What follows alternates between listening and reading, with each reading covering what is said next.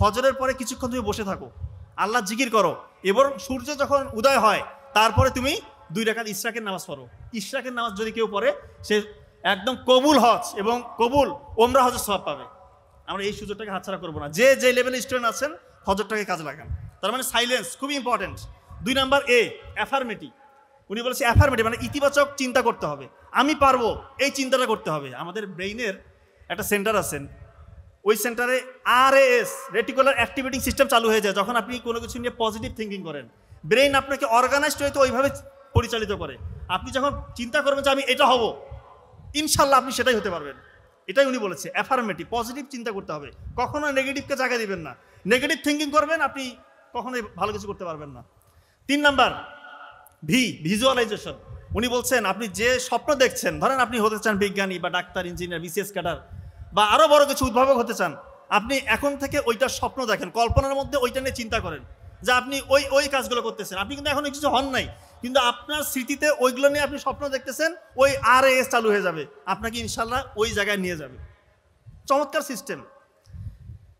SAVE, এটা হচ্ছে exercise করতে হবে, অ্যারোবিক এক্সারসাইজ করবেন। অর্থাৎ যে এক্সারসাইজ করলে পরে আপনার শরীরে একটু ঘাম ছুটে, রক্তটা একটু টকবগে হয়, চলন্ত রক্তে কখনো রোগ জীবাণু বাধা পারতে পারে না। অনেকে আছে শুয়ে বসে দিন কাটে, এটা করবে না। ছেলে মেয়ে যে আছেন সকালবেলা উঠে আধা ঘন্টা একটু এক্সারসাইজ করবেন, একটু ঘাম ছুটাবেন, দেখবেন যে আপনার ব্রেনটাও চাঙ্গা হবে, আপনি সুস্থ থাকতে পারবেন। আর তো হচ্ছে রিডিং, পড়তে হবে। সকালবেলা উঠে এগুলো করলাম কিন্তু পড়লাম না, তা হলো না। পড়তে হবে, এবং পড়ার সিস্টেম আমরা জানি যে 80 ভাগ নতুন পড়া পড়বো, 20 ভাগ পুরানো পড়া পড়বো। 80 ভাগ নতুন, 20 ভাগ পুরনো, মানে রিভিশন আপনাকে দিতে হবে, না হলে ওই পড়াটা লং টার্ম মেমোরি সেন্টারে রিজার্ভ হবে না। সর্বশেষ এসতে হচ্ছে স্ক্রাইবিং। স্ক্রাইবিং হচ্ছে লেখা। উনি বলেছে কেউ যদি পড়ার পাশাপাশি লিখে, ওর ওই পড়াটা দীর্ঘমেয়াদী স্মৃতি সেন্টারে রিজার্ভ হওয়ার প্রবণতা অনেক গুণ বেশি, এবং বিজ্ঞানী এটা প্রমাণ করছে। পড়ার সাথে সাথে লিখবেন, আপনার জীবন বদলে যাবে ইনশাল্লাহ। এক্ষেত্রে আমি একটা সত্যি ঘটনা বলি। ক্লাস 9 পর্যন্ত কিন্তু আমি ব্যাক বেঞ্চার ছিলাম। Back bencher.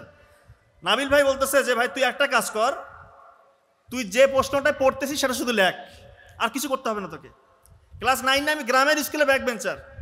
সেই জায়গা থেকে আলহামদুলিল্লাহ শুধু একটা জিনিস আমি ফলো করছি, যে প্রশ্নটা ইম্পর্টেন্ট প্রশ্নটা আছে সেটা আমি পড়ার পাশাপাশি লিখেছি, আর কোনো কিছু করি নাই আলহামদুলিল্লাহ। এরপর তো আপনারা সবাই জানেন ওই সময় গোল্ডেন A+, মেডিকেলের চান্স, BCS একবারে হওয়া, এগুলো আমি দুনিয়াবি সাফল্য মনে করি না, এবং আমার আত্মপ্রচারণা করছি না, শুধু একটা মেসেজ দেওয়ার চেষ্টা করছি।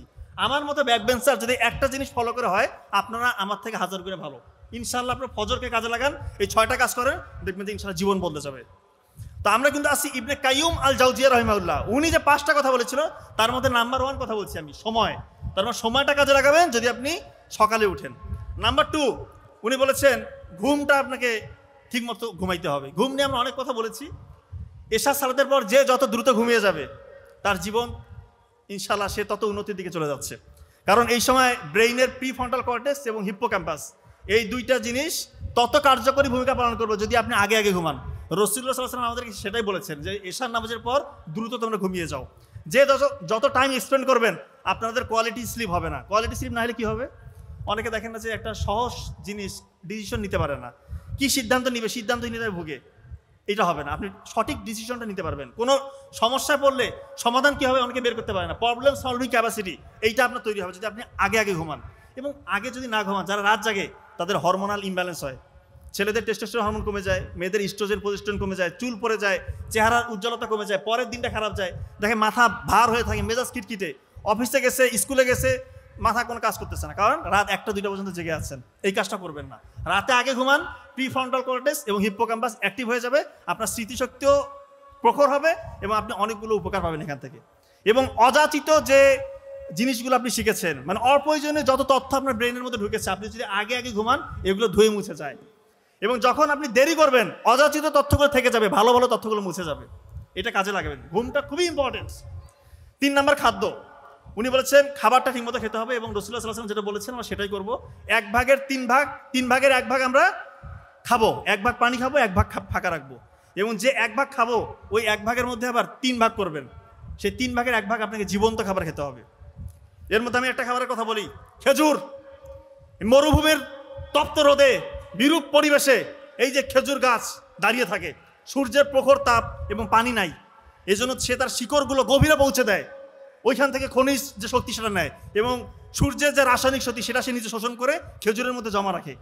এই খেজুর যখন আপনি খাবেন, সরাসরি রাসায়নিক শক্তি এবং খনিজ শক্তি আপনার রক্তের সাথে মিশে যাবে। এটা একটা জীবন্ত উদাহরণ। যারা স্টুডেন্ট আছেন, আপনার খেজুর খাবেন, প্রতিদিন 2-3টা করে খেজুর খাবেন। এখানে গ্লুকোজ, ফ্রুক্টোজ, সুক্রোজ আছে, ইনস্ট্যান্ট আপনার ব্রেনকে এনার্জি দিবে।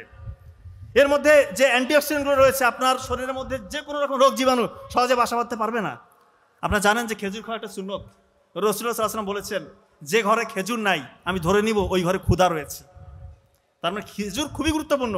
এর মধ্যে যে অ্যামাইনো অ্যাসিড, এইটা আপনার শরীরকে ডেভেলপ করবে এবং ডাইজেশন ক্লিয়ার করবে। এর মধ্যে রয়েছে পটাশিয়াম, আপনার হার্টটাকে ভালো রাখবে। এবং অনেকে বলে যে স্যার আমার শরীর হয় না, একটু স্বাস্থ্য যদি ভালো হইতো, কি করতে পারি? প্রতিদিন 3-4টা করে খেজুর খান, একটা শশা দিয়ে, দেখবেন যে ইনশাল্লাহ আপনার শরীরটা অর্গানাইজড হইতে ডেভেলপ হবে। খেজুর খাবেন। আর একটা খাবার হচ্ছে আখরোট। আখরোটের আকারটা দেখেন না, দেখতে ব্রেইনের মতো। তো প্রাচীন গ্রিক এবং চায়নাতে ওরা বিশ্বাস করত যে বীজ বা যে ফলের আকৃতি আমাদের শরীরে যে অঙ্গের মতো, সেটা ওই অঙ্গে বেশি কাজ করে। এটাকে বলা হয় doctrines of signature. Doctrines of signature. আখরোটের আকৃতি দেখবেন ব্রেইনের মতো, এটা ব্রেইনে কাজ করে। এখন বিজ্ঞানীরা দেখতেছে আখরোটের মধ্যে রয়েছে omega three fatty acid, alpha linoleic acid. এটা আমাদের যে crore crore trillion trillion nerve আছে, এই নার্ভের যে আবরণ মাইলিন শীট, এটাকে প্রোটেকশন দেয়। অক্সিডেটিভ স্ট্রেস থেকে আমাদেরকে রক্ষা করে, রক্তনালীগুলোকে পরিশুদ্ধ করে, রক্তনালীর মধ্যে যে আবরণ এটাকে প্রোটেকশন দেয়, ব্রেনের মধ্যে গ্লুকোজ, অক্সিজেন এগুলো সাপ্লাই দেয়। আপনি চিন্তা করেন, টমেটো কাটলে দেখবেন 4টা প্রকোষ্ঠ, হৃৎপিণ্ডে 4টা প্রকোষ্ঠ, এটা হৃৎপিণ্ডে কাজ করে। আপনি আঙ্গুর দেখবেন, এটা যদি যারা মাইক্রোস্কোপ দিয়ে রক্তনালী দেখতে পেরেছেন, এটা একদম ঠিক আঙ্গুরের শেপ। বিজ্ঞানীরা দেখতেছে আঙ্গুর খেলে রক্তনালী পরিশুদ্ধ হয়, রক্তনালী রক্ত সঞ্চালন বেড়ে যায়। তো এই খাবারগুলো খাবেন, এবং সবসময় পবিত্র কোরআনে যে খাবারগুলোর কথা বলা আছে এই খাবারগুলো বেশি বেশি খাওয়ার চেষ্টা করবেন। যেমন হতে পারে কলা, এই যে খেজুর, এই যে আঙ্গুর, এই যে বেদানা, এই খাবারগুলোর কথা বলা আছে, এগুলো খাবেন। শশা, এই খাবারগুলোর কথা পবিত্র কোরআনে আছে।